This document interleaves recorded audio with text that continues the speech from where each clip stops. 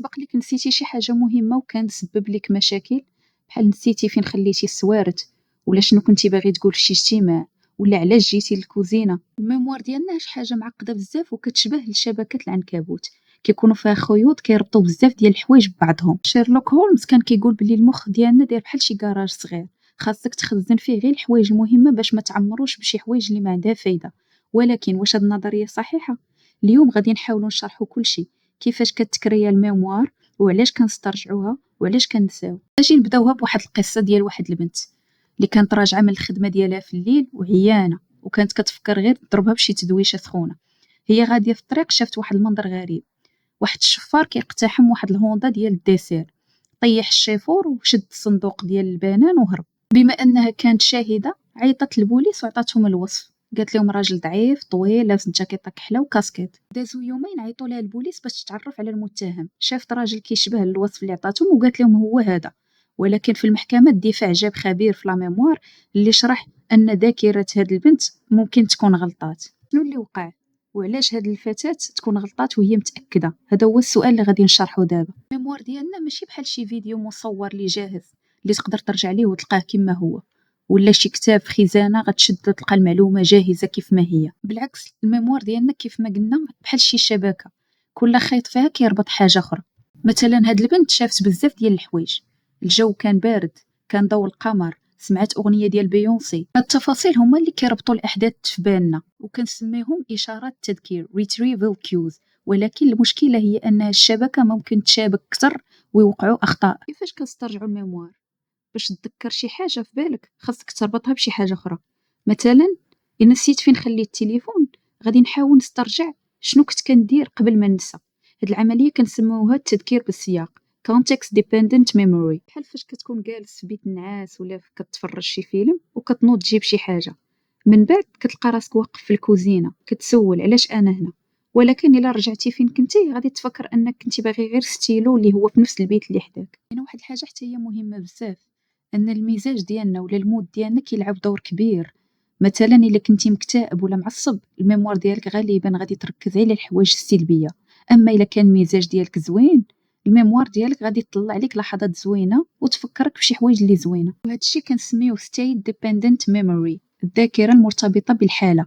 وهذا الشيء علاش ما خصناش نحقروا المزاج ديالنا ونقولوا غير تنرفيزه صغيره ودايزه، حتى هو كيشكل اشاره تذكير اللي كتربط الحوايج بعضها ببعض. حاجة أخرى حتى هي كتأثر على الذاكرة ديالنا هي الترتيب ولا كيفاش كنكلاسيو الحوايج.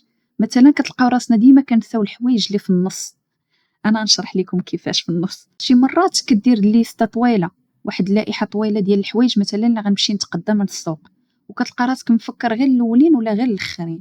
مثلا فكر غير الخبز والبنان اللي كانوا في الأول ديال لا ليست، ودانون والحليب اللي كانوا في الآخر ديال لا ليست، ولكن الوسط حوايج بحال الشكلاط ولا بطاطا كتلقاك مساكن نسيتيهم. هاد الظاهرة كتسمى serial position effect، تأثير التسلسل. دابا شفنا بزاف الظواهر اللي كيأثروا على الذاكرة ديالنا، اجي نرجعوا للسؤال الجوهري علاش كنساو. النسيان ممكن يكون بسبب فشل في التسجيل، يعني بزاف المعلومات ما كنركزوش عليها من الديبار، بالتالي ما كنخزناش مزيان. في الاول فاش تلقينا المعلومه ما ركزناش معاها مزيان. النسيان طبيعي، الميموار ديالنا الحوايج اللي ما كنخدموش بها بزاف كتبدا تلاشى مع الوقت. وكاين النسيان بسبب الفشل في الاسترجاع، بحال ملي كتجيك شي حاجه في راس لسانك ولكن ما كتقدرش تخرجها. علاش الذكريات ديالنا كتخربق وكيوقعوا لينا واحد التداخلات ما بين الذكريات الجديده والذكريات القديمه؟ بحال الا تعلمتي كلمه جديده في شي لغه وكتلقى كلمات قديمه كتدخل في بعضياتها، هادشي كيتسمى التداخل لانترفيرونس.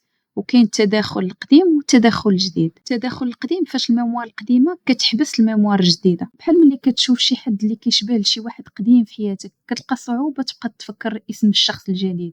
وكاين العكس، التداخل الجديد، الميموار الجديده كتشوش على القديمه، وهذا الشيء اللي وقع لديك الفتاه اللي بقاو كيسولوها كل مره نوع جديد من الاسئله اللي خربق لها الميموار الاولى. واحد الحاجه اللي خطيره هي تاثير المعلومات المغلوطه، بحال اللي شي واحد سولك قالك واش شفتي الطوموبيل اللي ضربات شي واحد بالجهد.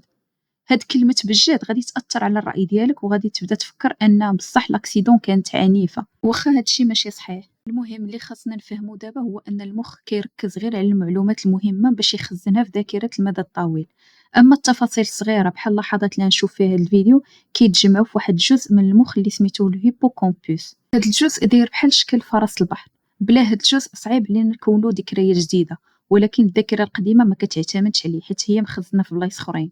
الحقيقة الذاكرة ماشي حاجة في بلاصة وحدة في المخ، كل ذاكرة كتكون منتشرة في عدة مناطق، وكل خلية عصبية كتعاون باش نكونوا هاد الذكرى.